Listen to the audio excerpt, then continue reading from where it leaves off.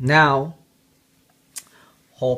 indeterminate form is not restricted to just 0 over 0.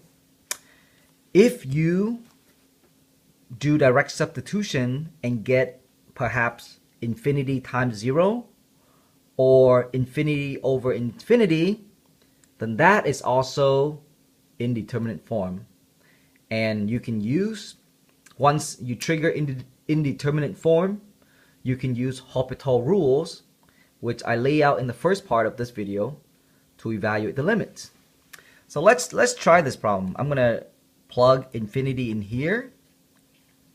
If I were to plug infinity in here, I'm gonna get what would I get? I would get infinity. If you plug infinity in here, you're gonna get infinity over infinity, which is indeterminate form. So by LHopital, he said that this limit is the same as the limit of its derivative. So the derivative of this would be 10x minus 3. The derivative of that would be 14x plus 0. And then go ahead and do direct substitution. We are going to get infinity if we plug infinity in there. And if you plug infinity in for the x in the denominator, you will get infinity over infinity, which is indeterminate form again. So take derivative again. So perhaps by LHopital again, we know that that equals to derivative of this is 10, derivative of this is 14, and that comes out to be 5 over 7. And this is the limit of this problem. Okay, thank you to LHopital. Number 6. Applying LHopital, plugging infinity in there, we get infinity over infinity.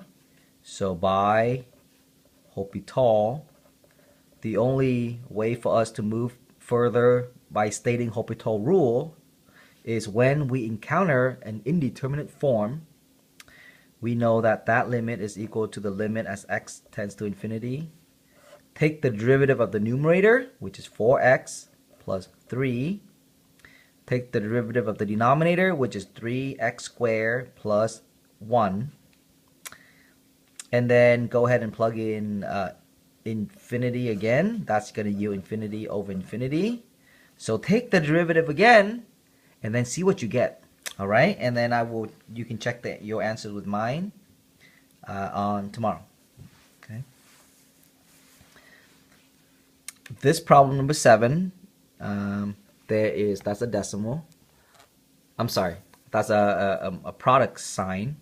X, the limit of x times tangent of 1 over x. Let's go ahead and direct substitute infinity into there. If I do that, I'm going to get infinity. If I plug infinity in for x, I'm going to get infinity times tangent of 1 over infinity. And tangent of 1 over infinity, if you look at the tangent function, it looks like this, right? This is the tangent function, the graph of tangent. Okay, 1 over infinity is like 0. 1 over infinity is like 0, so tangent of 0 is 0. So infinity times 0 is another indeterminate form. Again, when you encounter indeterminate form, you have to use LHopital. Now, when you encounter this sort of indeterminate form, this is where it gets kind of tricky. You have to rewrite this function so that your indeterminate falls under like 0 over 0 or infinity over infinity. Okay? Here's what I mean.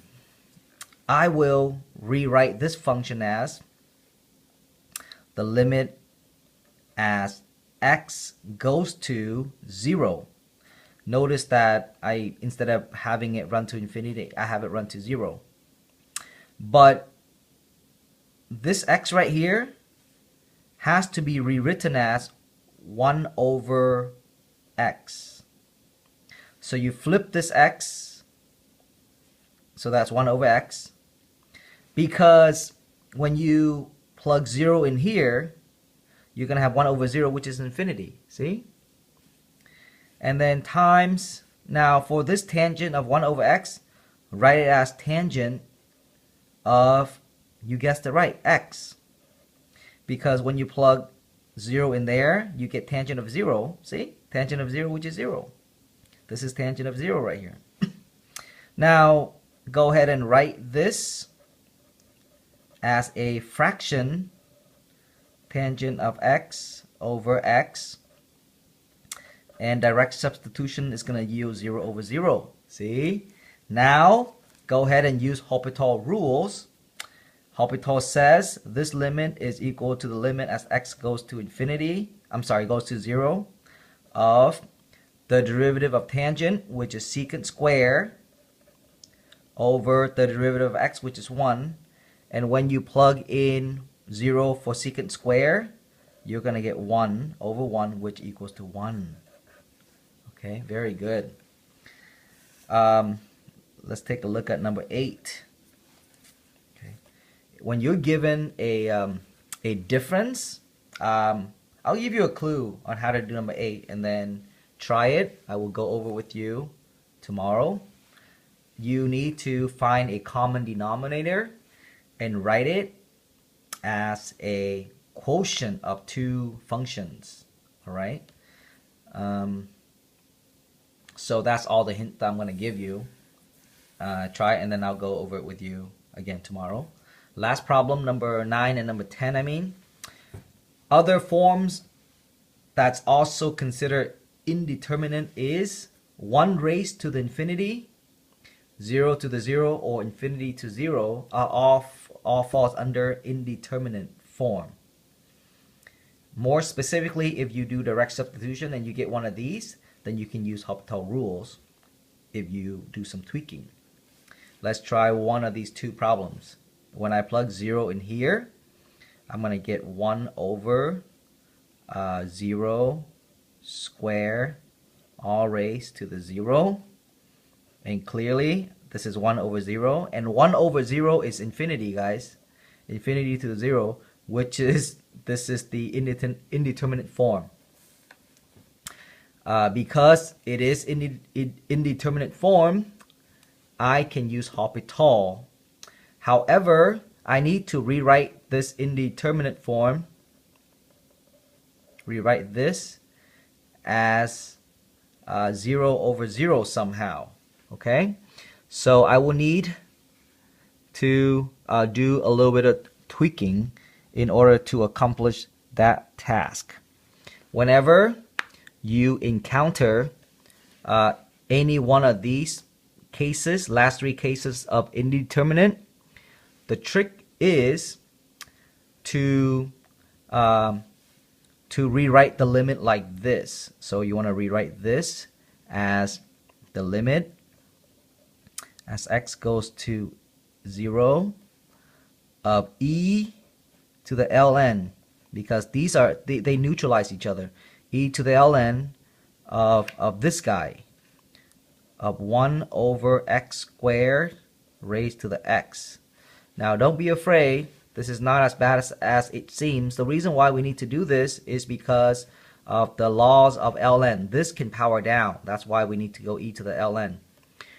And we know that from here we can rewrite this as limit as x goes to 0 of e to, we can power this down, so bring this down, ln of 1 over x squared, like that. And okay, so here is the next big thing. We want to know what is the limit of this. Okay, so you want to focus on perhaps just this part right here. Let me put a box around here. what is the limit of this? Okay, so you want to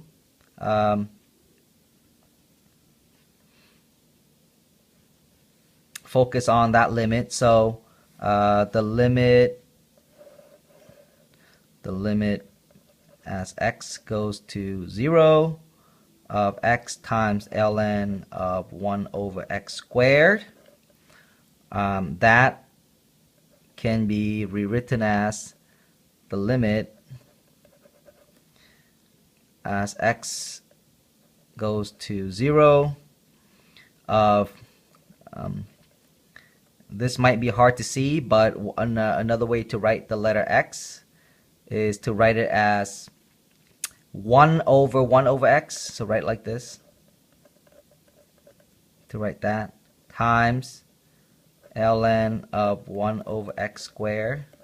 Okay, and that can be written as limit as x goes to 0 of ln of 1 over x squared over 1 over x.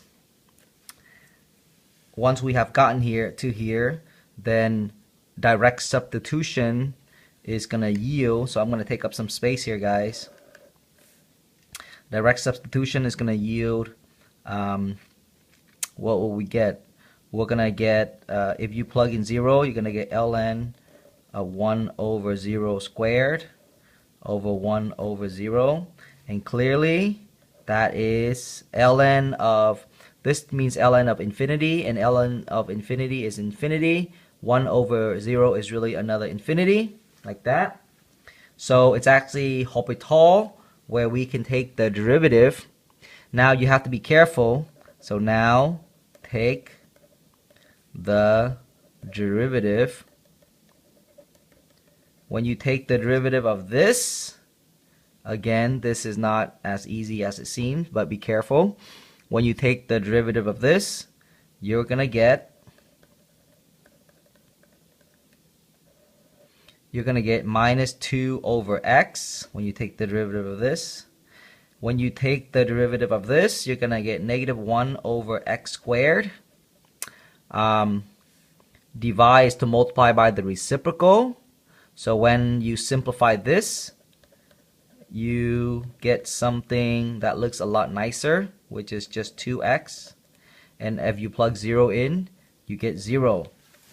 What we did is we found out that the limit of this guy right here, guys, the limit of this guy is equal to 0. So take 0 and plug it back in here. That tells us that this limit, which is equal to the limit as x goes to 0 of e to the 0, is equal to 1. 1 is the limit of this function. And if you don't believe me, you can graph this function and see how it behaves around 0, and you're going to see that it actually has a value of 1 at 0. Okay, great job. We'll stop there for today. We'll do 10 and any question that you may have next time.